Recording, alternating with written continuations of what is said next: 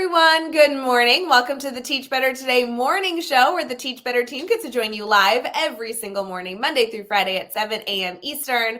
I am so thrilled to be here this morning because I'm interviewing somebody that I very happily stalk and been a super fan of on his social media. He's doing incredible work in schools, and I'm sure you're already connected to Dwight, but I'm so excited for those of you who may not yet have added him to your professional learning network. I have my cup of orange juice. I'm ready for the day ahead. We'll be right back.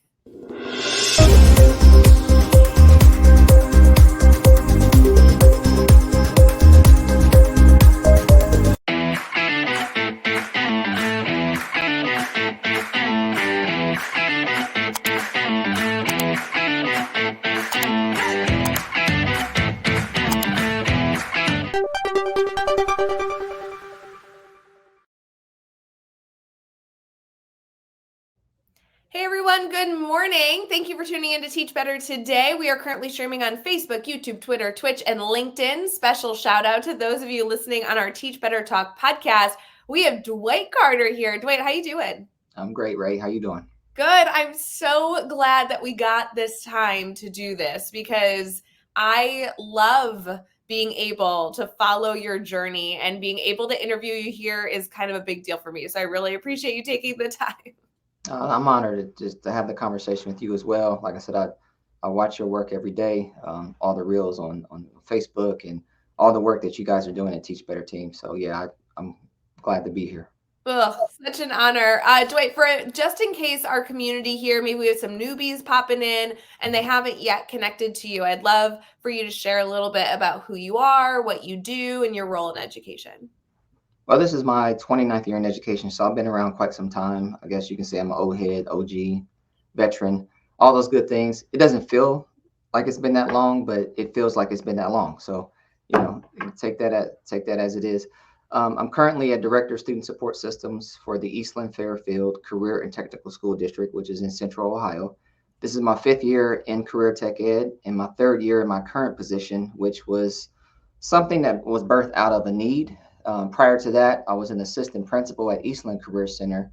But even prior to moving to Career Tech, I spent 20 years in Gehanna Jefferson Public Schools. I was the high school principal for 6 years, which was the absolute most impactful part of my career.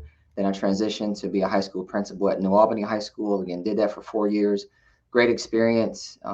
In between all of that and what I'm doing now, I've also done some consulting, some leadership and effectiveness coaching.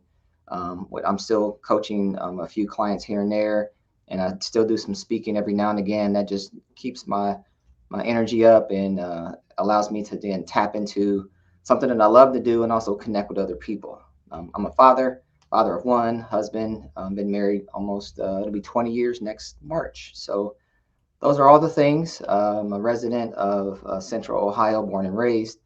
That's where I'm currently staying there now, and that's me in a nutshell.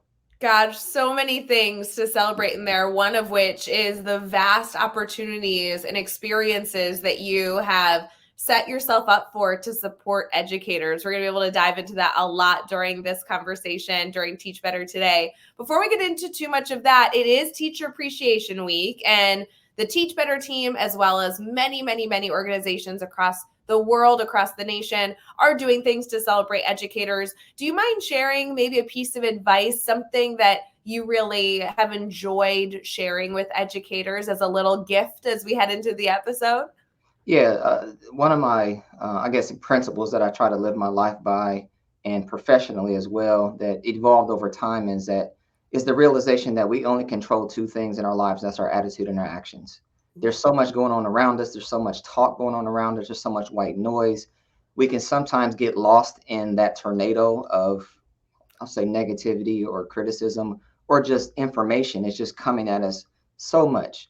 When we just slow down, take a breath, and remember why we got into the profession in the first place, we were in control of that situation, which was our attitude and our actions. Our attitude was positive and excited, and we couldn't wait to change the world. And our actions led up to that. It prepared us for the interview. Our actions prepared us for the first day on the job, the first year of the job, the second year in the job. So we always have to go back to remembering We're in control of our attitude and our actions. And underneath that is why we got into the profession in the first place, regardless of our position. Position might change, but our purpose pretty much stays the same. And that, for me, is to positively change lives and impact futures. So I want to remind teachers to stick to that reason why you became an educator in the first place.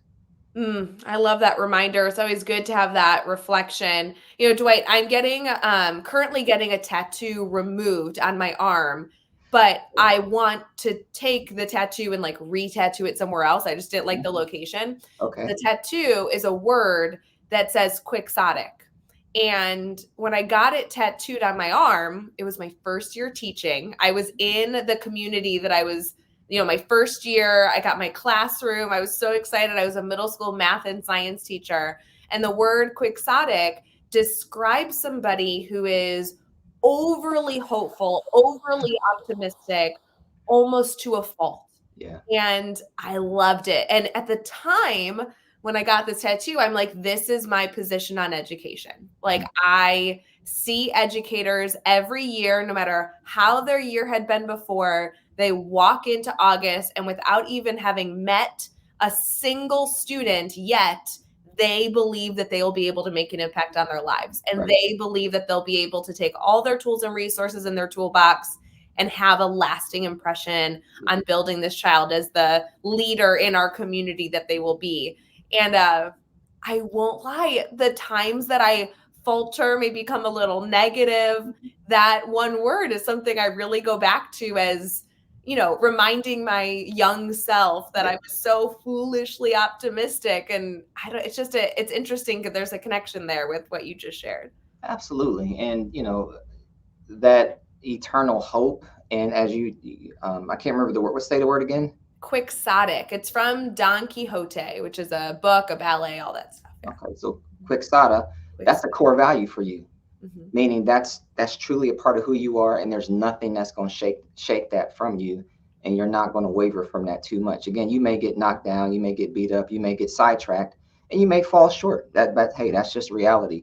But that word, that reminder, just constantly keeps pushing you forward. And we all have that. We just have to identify what is it for us, and remember that, and then hopefully the community around us recognizes each and every person's desire to do what's best for the kids and do what's best for the community, and just shower all educators with love and appreciation, kindness, and gratitude.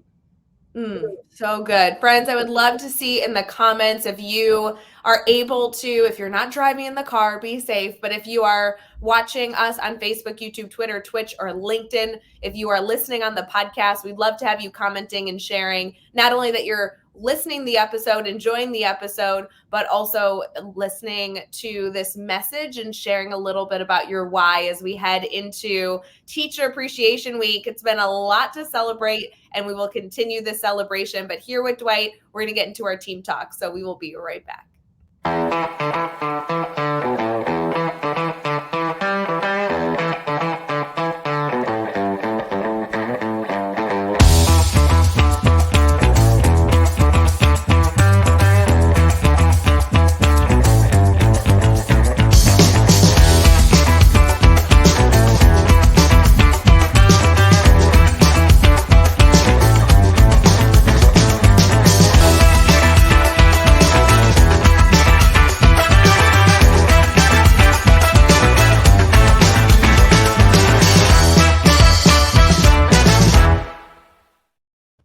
Hey everyone, thanks for sticking with us. We are getting into our team talk section. And Dwight, this is where we get to really pick your brain on educational information that you want to celebrate in this episode and have our community think on as they head into their day. I know you have such vast experience, not only being an educator in the classroom, but also in multiple leadership roles. You also are an educator that does coaching, and you provide professional development when you find, I don't know, the few moments in your day. I don't know how you handle your schedule. It's ridiculous. Tell us a little bit about what comes to mind in March. We're at the beginning of, May, as I'm mixing up my months. We're at the beginning of May. Educators are trying to, end the year strong. This includes classroom teachers and educational leaders. What do you feel like they need to hear right now? The message we we reinforce in my district, which is again Eastland Fairfield, is our we remind everybody of our theme, which is one team, one dream. And the reason why we remind people of that theme right now in May is because so much is happening, and the time feels like it's shrinking, because the end is near. We came off of spring break and everybody's hopeful it's the fourth quarter. And then you have the pressures of getting our students across the finish line to graduation and helping them pass their web exams for career tech credentialing licensing, help them get their graduation diploma, help them prepare for their next like preparing students for that next baton pass to get to their either enrollment in secondary education or enlistment in the military or entrepreneurship and help them launch their business or straight to the workforce and employment, which is our 4 E's. So right now, I would say remember the enthusiasm you had in August. It's needed right now more than ever. So you do that by focusing on all the positive behaviors that you see in your colleagues and your students, but also give yourself some grace during this time. And so if you focus on the grace and then the gratitude and recognizing all the positive things that are around you, you can end on a very positive and high note, and then you can like really rest in the summer. Dwight, as people share their call to action to end the year strong, for many educators, they're like, where does this energy come from? Right? Like, we're like, okay, can we get Monster Energy to send us all energy drinks? Because sometimes the passion is dwindling in Yeah. May. I love your and appreciate your call to action to ensure that you're focusing on the positives to fuel that energy, because it has to come from somewhere. You gotta give yourself the oomph as you walk into the day and really know how you're going to collect that energy. Sometimes it's challenging. Yeah, because what we focus on is what we actually see. Therefore, that's what we get. So if you see negative, you focus on negative, and you say, "See, I told you today was going to be bad." Well, of course it's going to be bad because that's what you started the day with. So you got to break that up, and start with some gratitude. Intentional, specific gratitude, and then again focus on the positive behavior that you see, and then just like I said, give grace during this time because everybody's tired. That's not major news. Everybody's tired this time, but we've been tired before and we've accomplished great things. So May is no exception to that. And I guess love what? it. At the Yeah. end of the year, we rest up and then we start all over again in August. Amen. And it's a good thing. We have this good cycle going and we can all do it. End the year strong. Yeah, Focus on the positives. I love the reminder that you see what you focus on. Yes, make yeah. sure to see those positives so that you can focus on that type of work. Really good things there. Dwight, before we wrap up our conversation, I always love to kind of give our guest a soapbox moment. If you had one thing that you wanted our community here to keep in mind whether it be as they head into May, or maybe they're listening this episode a year later and it's a different time in the school year, what's something educators really need to keep in mind just to continue this incredible work? So educators typically burn the candle at both ends and typically pour so much into other people because we're passionate about what we do, and uh, our work, sometimes we don't see the benefits for many, many, many years to come, and that can weigh heavy on us. And so then when we're bombarded with negativity or a lack of appreciation, we tend to feel heavy, and then we start to waver and wonder, like, am I doing the right thing, or do I need to leave the profession altogether? And so, and then you think about all the students that you're helping, but you feel like you're not helping enough. Again, that can weigh heavy. So my message is to remember the most important human relationship we have is a relationship with ourselves. Mm. So we have to take care of ourselves, which means we have to identify, like, what's a creative outlet that we have, and then ask ourselves, are we tapping into that creative outlet, especially when we're tired? It could be listening to music. You may have that favorite playlist that you have going on in the morning when you get to work, or or midday. We have to take care of our physical health. So find time to move every single day, even if it's just 20 minutes. That's the minimum. What we need is 20 minutes of movement. That makes a huge difference. Huge difference. It's now sunny outside. I know it's here, at least in Ohio, it is. Yeah, So it's yeah, coming. yeah. It's more consistent, It's coming. right? Yeah, it's peaking in here and there. But get outside, get that vitamin D from the sun, walk, connect with friends, make time to take care of yourself by doing the things that energize you. And sometimes in education, just peopling is draining. I mean, it's really, really draining. You have people pulling on you all day and requests are coming in, and you have 30 seconds to use the bathroom. Like all those things come into play. That's the schedule. So you gotta say, okay, what's a timeout, and how do I take time to take care of this most important human relationship, which is the one with myself. Also, if you feel like you're constantly weighed down, hey, I'm a strong advocate for seeking professional help, somebody to like talk things out with and help you see things from a different perspective and ask those reflective questions that you're not able to ask yourself. Connect with a colleague that you may see is also down. So the more we pour into other people, that also energizes us as well, especially if somebody who's on the same journey as we are. So Mm. that's my message. Like remember to take care of ourselves. Not only that, but with loads of ideas on how to do that. I feel like some of us are going to need to rewind and re-listen to that list again because there was so many idea friends. If you are struggling with this, we can just support you with endless ideas and opportunities to try and get you to where you feel like you need to be. Please, please, please feel free to reach out at any time if you need even more ideas from what Dwight has shared. Dwight, do you mind sharing how our community can stay connected to you? I want to make sure that they add you to their professional learning network and follow the work you're doing. I appreciate that. You can connect with me on Twitter, excuse me, at Dwight_Carter, Instagram at Dwight Carter, or LinkedIn as well, Dwight Carter. And you can also reach me via email at mrdwightcarter@gmail.com.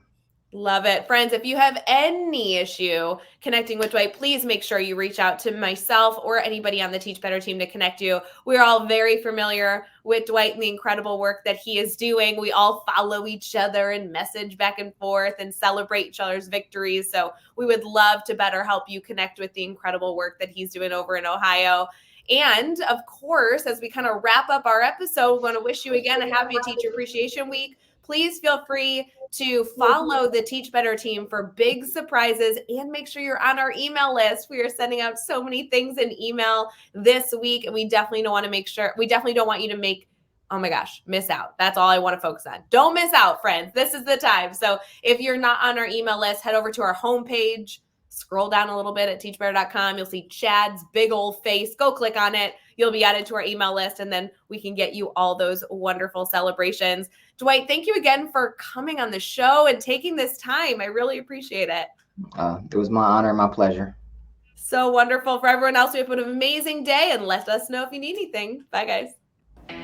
Hey, Teach Better community. Thank you so much for joining the Teach Better Today morning show every single weekday at 7 a.m. Eastern. We have so many resources for you outside of this live stream at teachbetter.com, including blogs, podcasts, and professional development that will bring our team to your school.